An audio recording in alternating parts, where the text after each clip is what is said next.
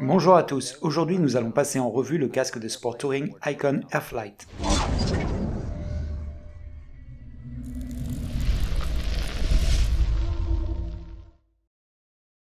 Si vous êtes à la recherche d'un casque à petit prix, capable de vous faire bénéficier d'une grande polyvalence, vous n'avez probablement pas besoin de chercher plus loin que le casque de sport touring Icon Airflight. Ce casque est certifié DOT et ECE 2205, ce qui élargit encore ses capacités. Mais il n'a obtenu que 3 étoiles selon le système Sharp, qui évalue le niveau de sécurité des casques.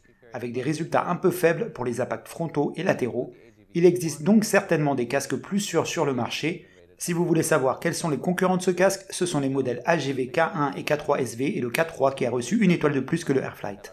Avant de continuer, un petit rappel pour visiter notre chaîne YouTube où vous trouverez nos critiques de casques et d'équipements, et n'oubliez pas de vous abonner et d'activer les notifications pour rester au courant des derniers équipements, conseils et guides de moto.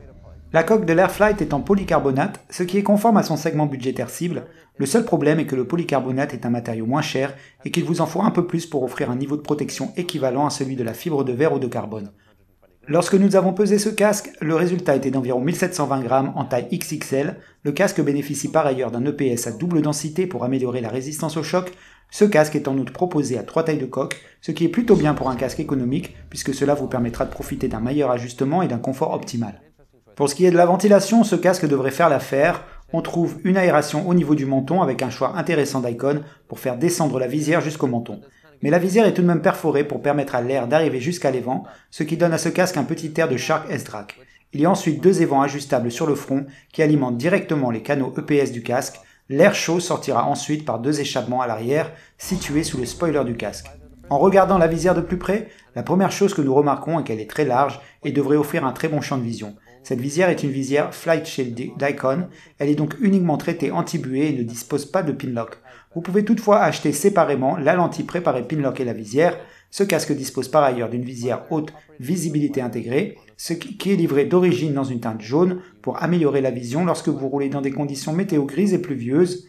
Parfait si vous êtes aux Pays-Bas, mais vous pouvez aussi vous procurer une teinte fumée foncée séparément. Vous pouvez la manipuler grâce à ce petit curseur sur le côté. Pour retirer la visière, vous devez appuyer et tirer sur les panneaux latéraux de chaque côté, puis ramener la visière vers l'arrière jusqu'à ce qu'elle se détache du casque. Honnêtement, c'est très facile et même s'il y a des pièces séparées, il faut moins d'étapes que pour le système de volets latéraux d'Arai.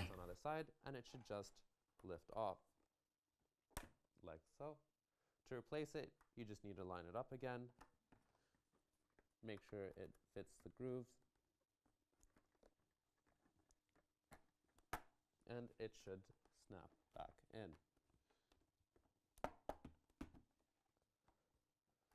To put the pins back in, you have to close it slightly, and it should snap in.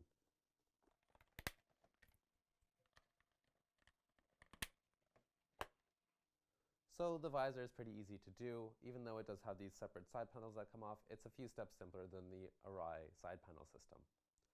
Pour ce qui est de la doublure, elle est conforme au casque dans la catégorie d'entrée de gamme. L'intérieur est composé de la doublure Hydra Dry d'Icon, qui est amovible et élimine l'humidité. Ce casque a un ajustement ovale intermédiaire. Si nous voulons jeter un coup d'œil à l'intérieur du casque, on doit retirer les coussinets de joue de chaque côté, avec ces boutons qui sont ici.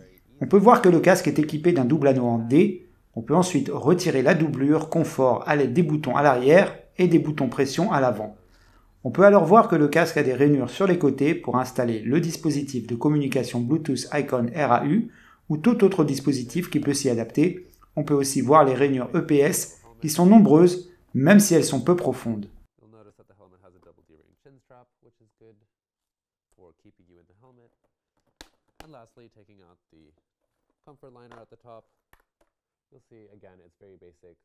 Lots of holes here though, which should be good for helping with ventilation.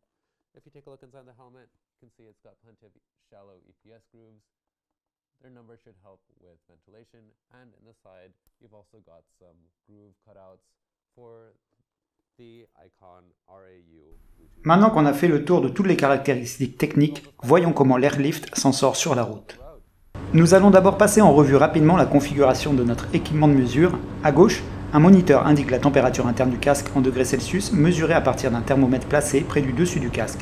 Au milieu, un décibelmètre prend les mesures depuis un microphone placé près de l'oreille de notre pilote. Sur la droite, un téléphone mesure la vitesse du vent. Enfin, la vitesse de notre pilote et la température extérieure se trouvent sur le tableau de bord.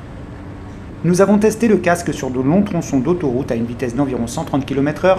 La température extérieure était d'environ 15 degrés Celsius, alors que la température interne du casque était d'environ 14 degrés, soit une différence de 1 degré. La vitesse du vent était d'environ 110 à 120 km/h, tandis que le niveau sonore du casque était d'environ 110 décibels. Notre pilote a trouvé le casque passable en termes de confort, sans rien de particulier, mais tout de même très basique. Il a également trouvé bien ventilé, mais pas autant que nous l'aurions espéré. Alors passons tout de suite à la remise des étoiles. En ce qui concerne les matériaux, comme la coque est en polycarbonate et qu'elle est disponible en 3 tailles, elle obtient un honorable 3 étoiles. En termes de poids, le casque est là aussi dans la moyenne, ce qui lui vaut 3 étoiles supplémentaires. Cependant, comme la visière n'est pas préparée pour le pinlock et que cette dernière doit être achetée séparément, il obtient 2 étoiles.